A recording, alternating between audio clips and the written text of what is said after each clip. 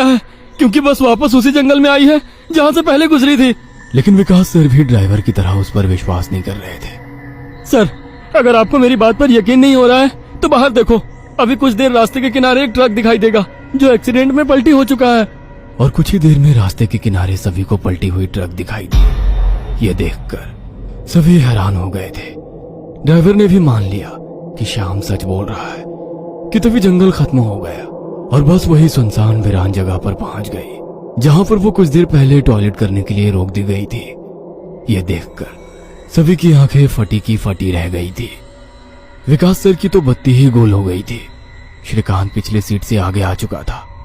सबके चेहरे का रंग उड़ गया था। बस अभी भी रास्ते पर चल रही थी कि तभी वो फिर से वापस वही जंगल में पहुंच गई। वह सभी जान गए कि उन्हें छलावा ने पकड़ लिया है।